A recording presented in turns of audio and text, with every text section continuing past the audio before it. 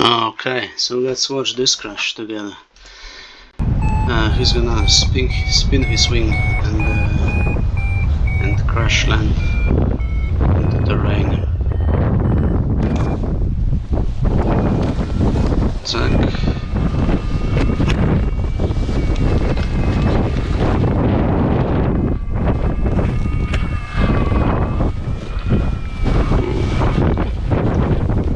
That's opened. Okay, so he even prepared slow motion, so let's use this for the comment a little bit.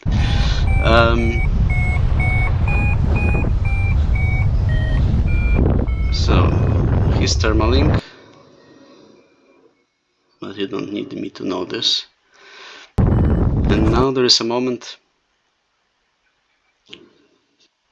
This is not me, it's him. Yeah, so there's one moment. He stopped this, so it's hard to say, but for some reason the wing shooted forward. Yeah, it may be because I haven't seen if the wing was behind him before, or maybe it was just the air. But anyway, what happens now is that so the wing shot forward, and then he was probably penduling under the wing, and I suppose he had this reflex on the right side, the support reflex that I know very well because I do the same. And the result of it is, so now, oh, this is pretty bad with this stopping. Okay, so let's move and let's watch this as it moves, because yeah, stopping is a bit annoying. Although I do it all the time, huh? Now I know what you feel. Okay, so let's do it like this, but I stop it when I want to stop it. Yeah, so this is the moment actually. So let's just have a look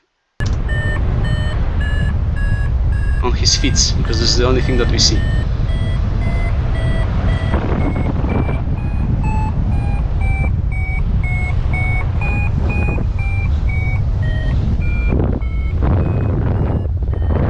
I don't see the feet.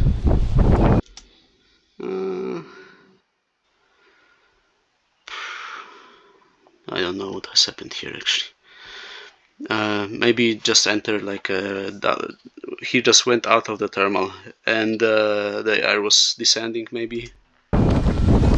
Yeah, the air was descending, and so he got either he just followed through, because this was like a little bit like a kind of like, it's not really spiral moon, but he got a little bit of pendulum, and coming out of this little pendulum he supported himself, or there was a little bit turbulence at the edge of the thermal. But anyway, what happens now is you see he just starts to turn to the right, and this is a clear indication that he just spun the wing, and did pretty aggressively.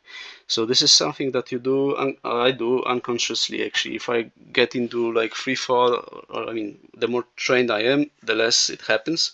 So I mean, the less sensitive I'm for the situation. But when I have like the last time I had like I was like my first time was actually like this. I got frontal collapse and I support myself, and my last time, actually second time, I just said this 2 times, was when I was I lost tension in the lines and I was in free fall, and I landed under the wing with my hand supporting, with the brake in my hand below my ass, my right hand. So this looks very very familiar to me. And yeah, and now you just go and you just turn, and then there are actually 2 things that you can do. If you're untrained, you do exactly what this guy did, so you just go for the rescue, and it's pretty low, but it doesn't matter. I mean, the faster you show the rescue, the better. And if you see that you are rotating this funny way and you are low, and if in my opinion at least, if you are trained, then it also depends, because because if you do this supporting reflex, this is a pretty deep braking, and it's unconscious, so you're not aware of that. And I'm not, so my experience is I was actually, when I was falling from my loose lines under the wing, but this was much more dynamic than this situation.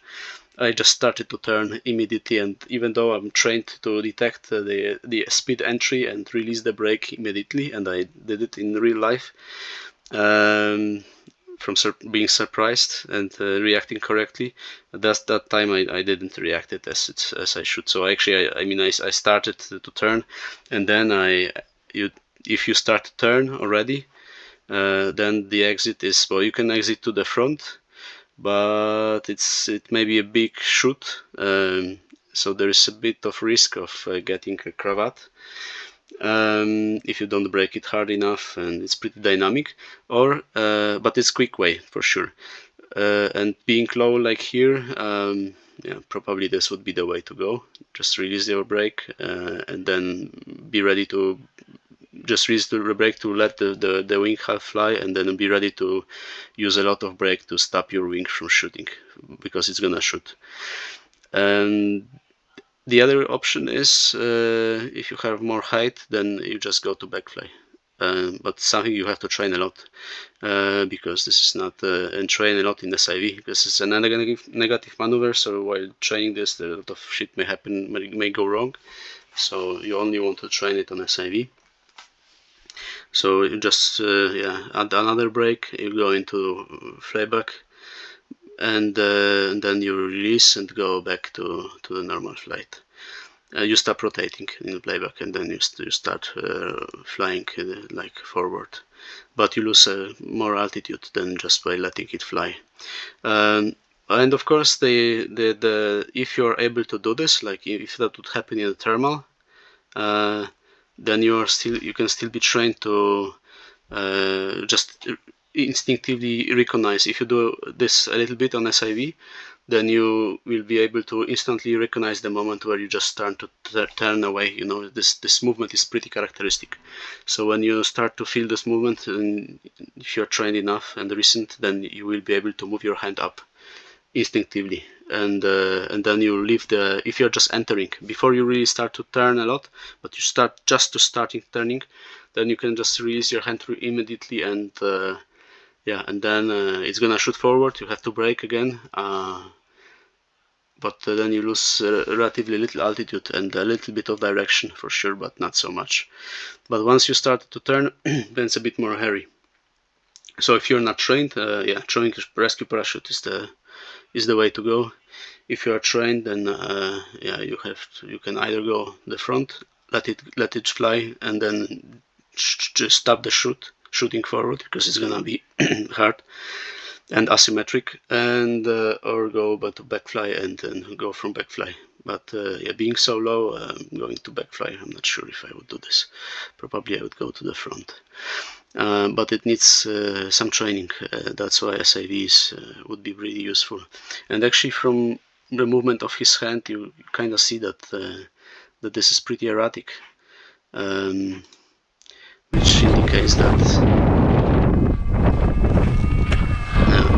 which indicates that maybe he doesn't have so much experience in situations like this. And again, this is the good thing about SIV, that you can train it for a few days. Let's say you do it 10 days SIV or 20 days SIV, and you kind of like get used to different movements and situations, and you are much more kind of like, well, first you understand what's going on much better, and the second, you have reflexes how to react in situations like this, basically, or you are pretty aware what your options are. Yeah, that's why SIV would be pretty useful. But if you don't have this kind of training, then don't fly low over places, over slopes, and stay far away. Because if shit happens, then your only option is to throw the rescue, and the rescue needs time to inflate and slow you down. So here he was really, even though he wasn't so much low, but the rescue is, yeah, not 100% sure if the rescue has inflated or not. But with this type of, so the other mistake here is flying so low to the terrain. If you're not trained to handle basic situations like this. I mean, those not a basic situation, but actually, yeah, this wasn't really like a. So just I believe that was just a transition between thermal and the sinking air, so a little bit of turbulence. Yeah, and another reason to go and do SIE. Yeah. And the other thing is that the lower class wing you have.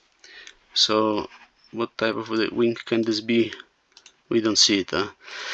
But if you would have a low B wing, so without SIV, I believe that without SIV training, where you I mean not just 1-2 days, but really like managing this type of situations on SIV, having trained it a little bit, and so that you know more or less that you're pretty confident that you understand and you have the reflexes. Basically, this is what counts. So I imagine that without SIV, yeah, I wouldn't go over. I mean, I did it before I understood actually what can happen when I was unaware. But once I was aware of what type of skill you need to handle what the different situations, pretty basic situations that may happen, I moved back from C to low B. And yeah, I was pretty crazy to fly at C actually. But yeah, but I went to low B, and then and I was doing a lot of SIV, and this actually gave me a little bit more confidence to go to high B. Because if you are in a low B, at least the low B I've flown, it was pretty hard to stall it. So we don't know, but maybe he wouldn't have stalled this wing if that would be a low B. Because this is just, I mean, my wing was pretty crazy difficult to stall even for the landing, after the landing. Yeah, so those are the thoughts I have on this situation. Let me know if I missed something. If you wanna add, please do it. And as always, comment, like, and subscribe, and see you watching another video from which we can hopefully learn pretty soon.